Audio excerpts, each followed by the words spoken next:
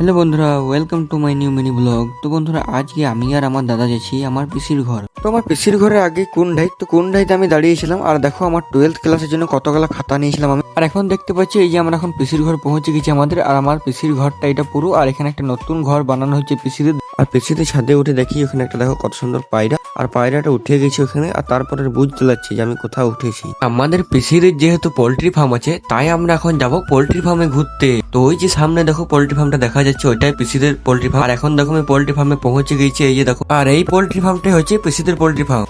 আর এই পোল্ট্রি ফার্মটার ভিতরে দেখো কত কত পোল্ট্রি আছে, প্রায় 2900-3000টা পোল্ট্রি এখানে ছিল এই পোল্ট্রি ফার্মটার ভিতর। আর দেখো দাদা এখন সবাইকে জল দিচ্ছে, খাবার দিচ্ছে। আর আমি যেই কাছে যাচ্ছি ওদের, সেই উড়ে উড়ে চলে যাচ্ছে।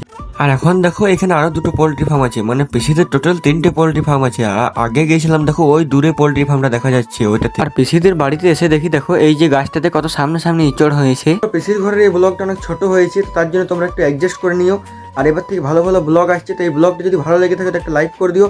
আর চ্যানেলটা যদি নতুন আছে চ্যানেলটাকে সাবস্ক্রাইব করে দিও। দেখা হচ্ছে নেক্সট ব্লগে, ততক্ষণের জন্য টাটা, বাই বাই।